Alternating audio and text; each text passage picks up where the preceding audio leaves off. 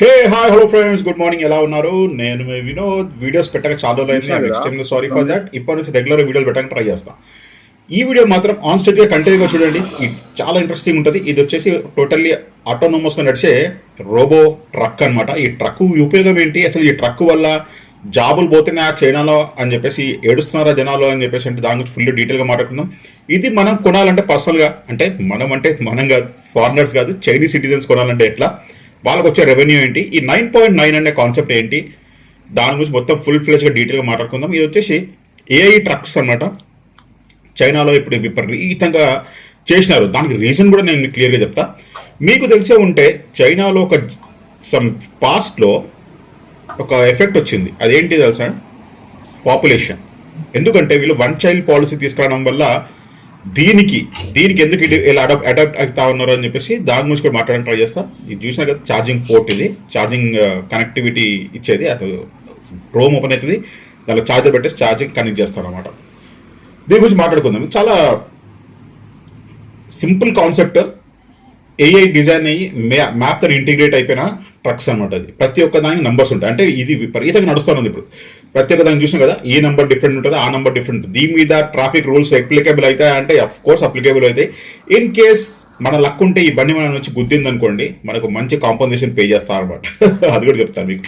ఈ ట్రక్ వచ్చేసి దాని టర్న్ గురించి వెయిట్ చేస్తామన్నమాట. అంటే ఆల్మోస్ట్ ఒక పార్కింగ్ స్లాట్లో పార్కింగ్ కూర్చొని వెయిట్ చేస్తా ఉంది కస్టమర్ ఆర్డర్ గురించి. అంటే సేమ్ టు సేమ్ మన జొమాటో ఫుడ్ డెలివరీ బాయ్స్ అందరూ ఎట్లుంటారో సేమ్ అట్లానే నడుస్తుంది. దీనివల్ల ఇది మిస్టేక్స్ చేస్తుందా చేయదా అంటే చేస్తుంది. ఎందుకు చేయదు? ఇది కూడా చేస్తుంది. ఇప్పుడు మిస్టేక్ చేసింది కాబట్టి అది ఆగిందనమాట. ఆగి దాన్ని రీకాలిక్యులేషన్ చేసుకుంటుంది రోడ్డు మీద. అంటే ఏంటంటే ఇట్లా నేను చూసే వరకు సడన్గా ఇట్లా వచ్చి టర్న్ అయిపోయింది. అక్కడ దాని ప్లాట్ఫామ్ ఉంది, నాకు అర్థం కాలేదు. దాన్ని మనం గుద్ది అక్కడ ఆగి కూర్చుంది. ఇంకా అది ఇప్పుడు ఏం చేయాలని చెప్పేసి దాన్ని రీకాలిక్యులేషన్ చేసుకొని దాన్ని పాత్ని డిసైడ్ చేసుకొని మళ్ళీ మెల్లగా బయలుదేరి వెళ్ళిపోతుంది ఇప్పుడు. సో చైనా వాళ్ళు ఏం చేశారంటబ్బా, దీన్ని మొత్తము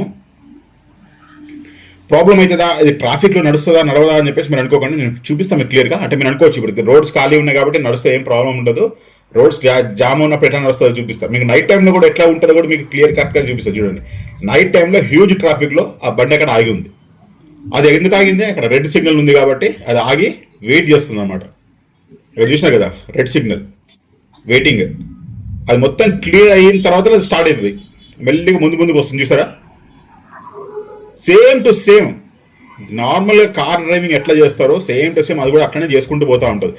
కానీ దీంట్లో ఒకటి చిన్న డిసడ్వాంటేజ్ ఉంది. అది కూడా మీకు చెప్తాను క్లియర్గా, కనిపిస్తుంది మీకు రెగ్యులర్గా. డిసడ్వాంటేజ్ ఏంటంటే దీనికి ఫస్ట్ ఆఫ్ ఆల్ ప్రతి ఒక్క దానికి రికగ్నైజేషన్ రాదనమాట. ఇప్పుడు ఈ ట్రక్ చూడండి, దీనికి ఒక ఆర్డర్ వచ్చింది. ఇది ఎట్లా ఫిల్ అవుతుంది ఏం సంగతో నేను చూపిస్తాను. ఇది వచ్చి ట్రక్ వచ్చి ఇక్కడ ఆగింది దాని ప్లేస్లో. ఆగిన తర్వాత దీన్ని ఎవరైతే ఆర్డర్ పెట్టాడో వాడు వస్తాడు ఇప్పుడు కిందికి వచ్చి. దాంట్లో అంటే యాక్చువల్లీ గూడ్స్ వచ్చాయి అనమాట, కొన్ని కార్టన్స్ వచ్చాయి. దాన్ని అన్లోడ్ చేసుకుంటాడు. అన్లోడ్ చేసుకుని వెళ్ళిపోతాడు. ఇప్పుడు అన్లోడ్ చేసుకుని వెళ్ళిపోయిన తర్వాత కూడా ఇది ఎట్లా వరకు వెయిట్ చేసి రిటర్న్ వెళ్తుంది అది కూడా చెప్తాను మీకు క్లియర్గా.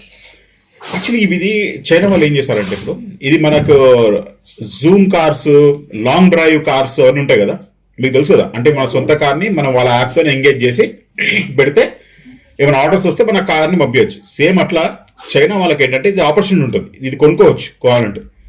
కొనుక్కొని దానికి అంటే ఆ కంపెనీ వాళ్ళు సేల్ చేస్తారు. సేల్ చేసిన తర్వాత దానికి అప్లికేషన్ అంటారు కదా, మీన్స్ ఎంగేజ్ చేయడం. అట్లా ఎంగేజ్ చేసి పెట్టేస్తే ఆ కంపెనీకి అది ఆటోమేటిక్గా ఎంత రెవెన్యూ జనరేట్ చేస్తుందో రెవెన్యూ జనరేట్ చేసి వీళ్ళకి ఇస్తాను అనమాట. ఇప్పుడు ఈయన ఆర్డర్ ఇచ్చాడు, అది వచ్చే ట్రక్ అన్లోడ్ చేస్తుంది. అన్లోడ్ చేసినాక అది చూపిస్తాను మీకు లోపల ఎట్లుంటుంది, ఏం సంగతి చూస్తే క్లియర్గా మీకు అర్థమైపోతుంది.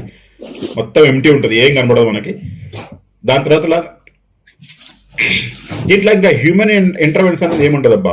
దీనివల్ల బెనిఫిట్ ఏంటి అంటే చాలా బెనిఫిట్ ఉంది. ఫస్ట్ ఆఫ్ ఆల్ ఏంటంటే కాస్ట్ ప్రైస్ చాలా తక్కువ. మీరు చూసాక 9.9. జనరల్గా ఒక డెలివరీ ఇవ్వడానికి ఆన్ అండ్ యావరేజ్ తక్కువ అనుకున్నా కానీ 300 నుంచి 200 వరకు తీసుకుంటారు. అంటే మన ఇండియన్ కరెన్సీలో నేను చెప్తా ఉన్నా. కానీ ఈ ట్రక్లో ఉపయోగం ఏంటంటే 99, అంటే దగ్గర 100 రూపాయలు, అంటే ఆల్మోస్ట్ 3 times తక్కువైపోద్ది.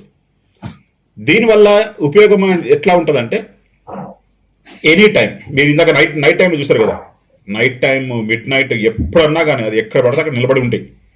దాన్ని మన యాప్లో పోయేసి ఒక్కసారి పింగ్ చేస్తే చాలు, ఆటోమేటిక్లీ అవన్నీ వచ్చేస్తాయి ఎక్కడ ఉన్నాయి. సేమ్ మన కార్స్ ఉంటాయి కదా, మన కార్ బుక్ చేసుకున్నప్పుడు ఎట్లుంటుంది సేమ్ అట్లనే ఉంటుంది ఇది కూడా.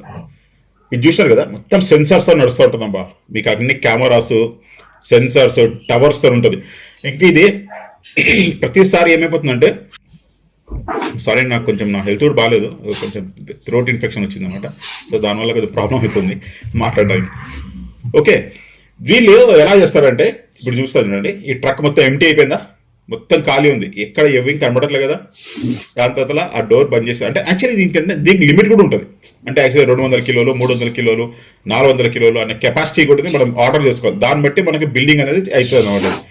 ఫస్ట్ ఆఫ్ ఆల్ ఇప్పుడు మనం ఒక్క నుంచి ఒక ప్లేస్ నుంచి ఇంకో ప్లేస్ గూడ్స్ పంపించేటప్పుడు ఏం చేస్తామంటే, ఈ గూడ్స్ అనేది ఇక్కడ డెలివరీ కావాలా ఈ లొకేషన్లో అని చెప్పేసి చెప్తే ఆటోమేటిక్లీ మనం ఇక్కడ లోడ్ చేస్తాం. ఇక్కడ లోడ్ చేసిన తర్వాత దానికి కమాండ్ ఇచ్చేయగానే ఆటోమేటిక్గా తీసుకుపోయి ఆ ఏరియాలో నిలబడుతుంది. ఆ నిలబడిన తర్వాత ఆ మీన్స్ రిసీవ్ చేసుకున్న అతను వచ్చేసి ఇక్కడ ఈయన వచ్చి రిసీవ్ చేసుకుంటున్నాడు గూడ్స్ రిసీవ్ చేసుకున్న తర్వాత అది డోర్ క్లోజ్ అయిపోతుంది. డోర్ క్లోజ్ అయిన తర్వాత అప్పుడు మన సేమ్ టు సేమ్ మన దాంట్లో ఎట్లుంటుంది, రైట్ క్లోజ్ చేస్తే ఆటోమేటిక్లీ అది క్లోజ్ అయిపోతుంది. ఇంకా డోర్ అయిపోయింది. డోర్ క్లోజ్ అవ్వడం వల్ల టోటల్ అమౌంట్ ఎంత అయితే ఏం సంగతో చార్జెస్ ఆటోమేటిక్గా క్రెడిట్ అయిపోతాయి అకౌంట్లకి, అంటే ఎవరైతే కంపెనీ అకౌంట్లకి.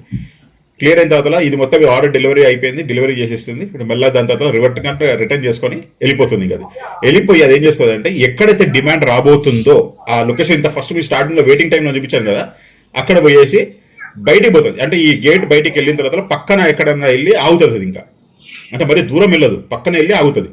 ఆగి మళ్ళీ నెక్స్ట్ ఆర్డర్ గురించి వెయిట్ చేస్తుంది అన్నమాట. ఇక అది ఎట్లుంటుంది అంటే, ఇప్పుడు మనం ఏమైనా చెప్పినామనుకో దానికి ఇట్లా చేయాలి, అట్లా చేయాలి, అది ఇది అని చెప్పేసి మనం చెప్పాల్సిన అవసరం లేదు. అన్నీ దానికి క్లియర్ కట్గా అర్థమైపోతూ ఉంటాయి. ప్రతి ఒక్క విషయం దానికి తెలిసిపోతుంటుంది.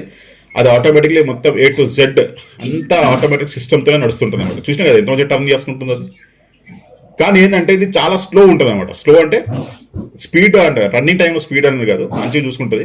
కానీ కేర్ఫుల్గా అబ్జర్వేషన్లో ఉంటుంది అనమాట. మనం దాన్ని ఏమైనా గెలుకుదాం అనుకున్నా, దాన్ని ఆకుదాం అనుకుంటే ఆగుతుంది, 2-3 టైమ్స్ ఆగుతుంది, ఆగి పోతుంది. కానీ పేషెన్స్తో పనిచేస్తుంది అనమాట. సేమ్ రోబో లాగా.